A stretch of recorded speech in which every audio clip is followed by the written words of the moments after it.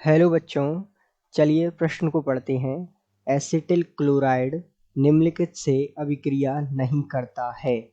आपको विकल्प दिए हुए हैं। विकल्प ए है डाईएथिल ईथर, विकल्प बी है एनिलीन, विकल्प सी है फिनोल और विकल्प डी है एथेनॉल। तो आइए बच्चों, मुख्य अवधारणा की चर्चा करते हुए हम इस प्रश्न को हल करते हैं।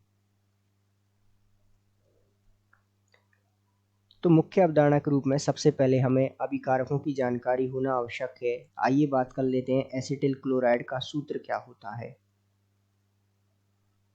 तो एसिटिल क्लोराइड जिसका सूत्र होता है CH3C++OCl, ये जो है एसिटिल क्लोराइड का सूत्र होता है। यदि हम बात करें कि ये किसके साथ अभिक्रिया करेगा तथा किसके साथ नहीं, तो इसका पता हमें जो है अभिक्रिया के पश्चात लगेगा। तो आइए सबकी एक एक कर हम अभिक्रिया कराते हैं और पता लगाते हैं कि ये अभिक्रिया करता है या नहीं। तो हम शुरुआत करते हैं डाईएथिल ईथर जिसका सूत्र होता है C2H5O, इसकी अभिक्रिया CH3C++OCl से कराते हैं। तो यहाँ जो है कोई अभिक्रिया संपन्न नहीं होती, क्योंकि जो डाई एथिल ईथर है उसके पास कोई मुक्त हाइड्रोजन नहीं होता जो कि इस क्लोरीन को निकाल दे और जो है अभिक्रिया संपन्न हो जाए। तो अर्थात ये इसके जो है कोई अभिक्रिया संपन्न नहीं होती है।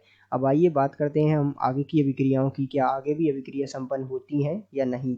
तो एनिलीन दिया हुआ है, एनिलीन जिसका सूत्र होता है C6H5NH2 और ये इसकी अभिक्रिया हम कराते हैं एसिटिल क्लोराइड CH3COCl।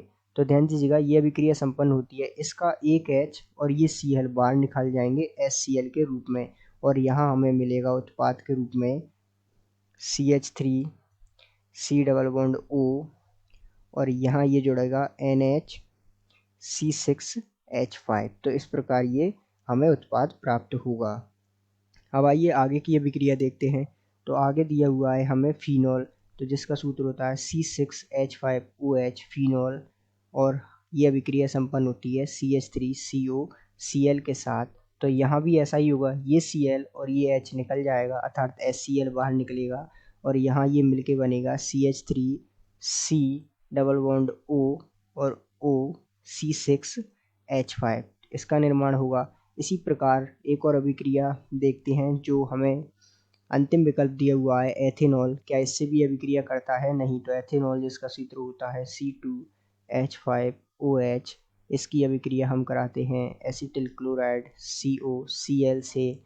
तो यहाँ भी ऐसा ही होता है, ये H और ये Cl आपस में मिलकर -HCl अर्थात HCl बाहर निकलता है और यहाँ प्राप्त होता है हमें CH3C++O और OC2H5। तो इस प्रकार ये बाकी तीनों अभिक्रिया जो है संपन्न होती हैं, लेकिन किसके साथ अभिक्रिया नहीं हो रही? डाईएथिल ईथर के साथ। तो अर्थात हम कह सकते हैं कि एसिटिल क्लोराइड जो है एनिलीन, फिनोल और एथेनॉल से तो अभिक्रिया कर रहा है, लेकिन डाईएथिल ईथर से कोई अभिक्रिया नहीं कर रहा है। तो अर्थात दिए गए प्रश्न का सही उत्तर विकल्प ए है। आशा करते हैं आपको समझ आया होगा। धन्यवाद।